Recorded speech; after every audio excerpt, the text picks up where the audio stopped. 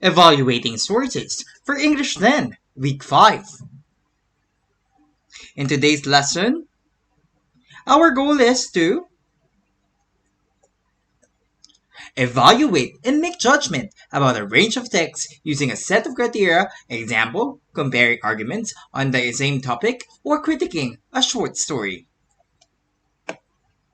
So in today's world, we have two sources of information. They are the printed and World Wide Web.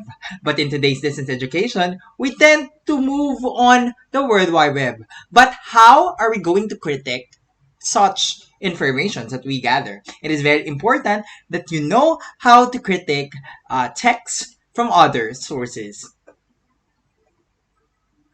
So here is an example of a two content that is very similar, but the other one has a wrong connotation. This is a two statement about Lenny Robredo. The one is real and the one is manipulated one. No, in such occurrences, in nowadays there are many fake news that is gathering or that is just moving around the context of politics and other information. So it's very important on how are we going to screen and scan and filter the information that we gather. Another is a retitled article. No, it talks about the fishermen, but in the other article that was not regional, no, it gives you derogatory or like a judgment about Chinese people or Chinese vessels.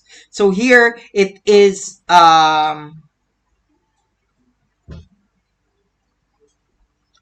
another thing to consider. No, the other article talks about a threat in world peace, but the other talk about the virus who is degrading Chinese people in this sense.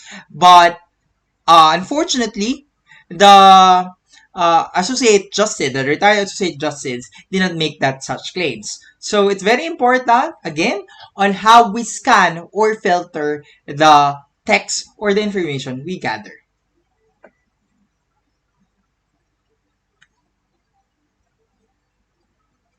Next is, how do you filter information? Now, we will teach you on how are we going to filter such informations. And we follow different types of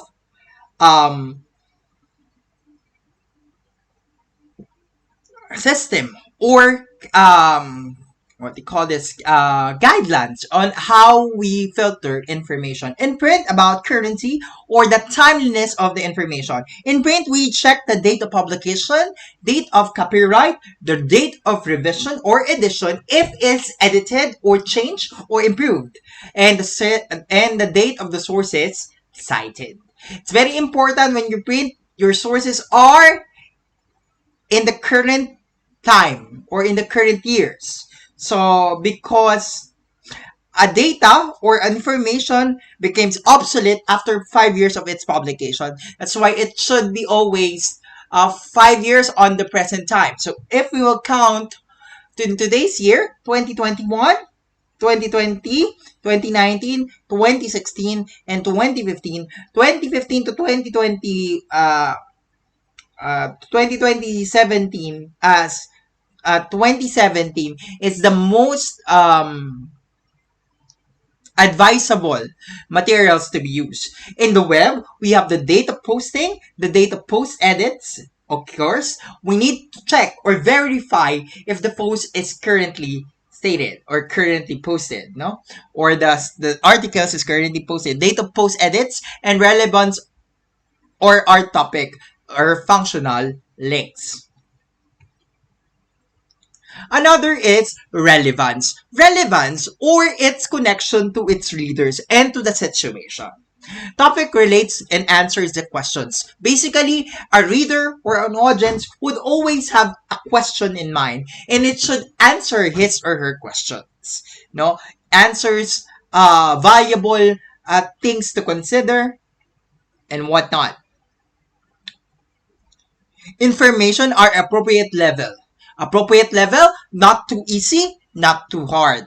No, targets an intended audience. If you are pertaining to the students, of course, the words that you use are for students. If you're pertaining to particular professionals such as teachers, engineers, medical doctors, so then the information or the words that you use is about them.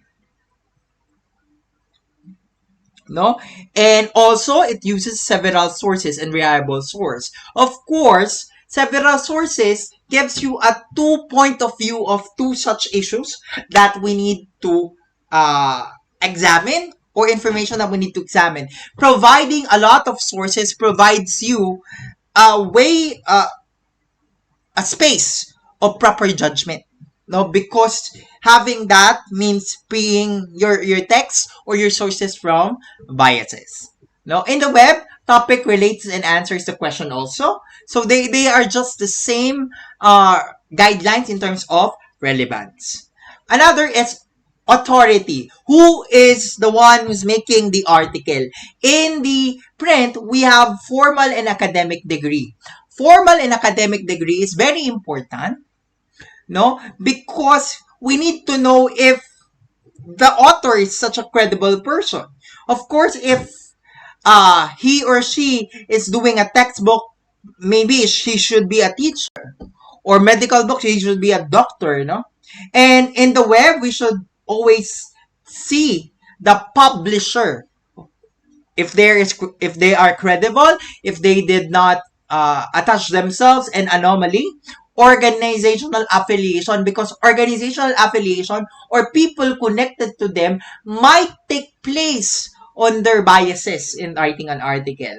Author's qualification, if he is a journalist or such professional that are credible to write such information.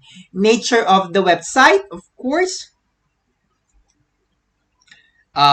if they are .org, .gov, .com, and this domains will be further discussed to you later on.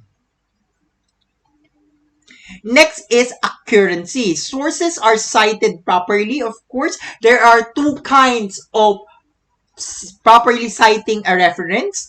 One is parenthetical citation, and two is narrative citation. Quotations are cited correctly.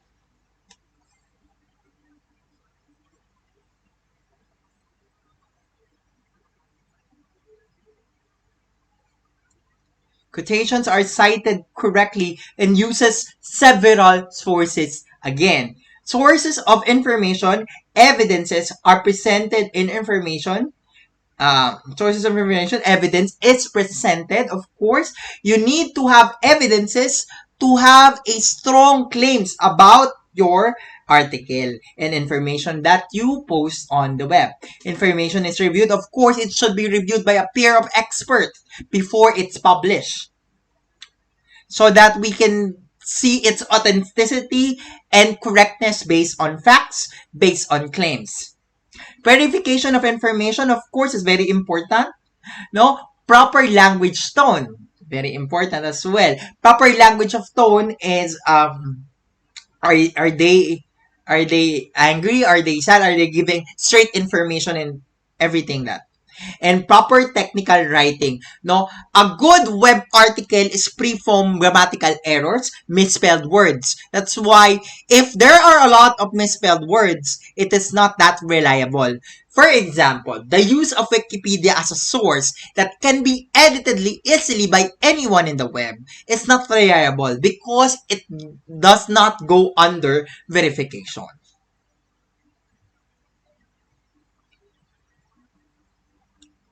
Next is the purpose. Why the information exists. Are they to inform? Are they to entertain? Or are they to um, give vital information about something? So that's the purpose of print. While the purpose of a web is to it should have a clear purpose, the nature of information, again, to inform or to entertain, and point of view of information. Point of view information, who are they are pertaining to. And the biases also. It should be free from biases. So here we have different types of domain that can be reliable. .com are for general use, as well as .net. No? And you need to be slightly verifying when it comes to putting or getting sources from that kind of domains. But .ov or .org or .edu is much of a reliable source about a different agency, about a different group of people or informations that we gather. Before I end this, I will leave you with this. The truth is still the truth, even no one believes in it. A lie is still a lie, even if everyone believes in it. We ourselves have our own truths, our own beliefs, and we don't expect other people to believe it. But as long as we are objectively and honestly putting information and saying it with our good conscience, it is better that a few people believes in you than everyone believes a lie. Because being true to oneself and being true on what you believe in is the most important thing that one can do in promulgating good information and good education and good character for everybody. With that, thank you very much for joining my class today. God bless you.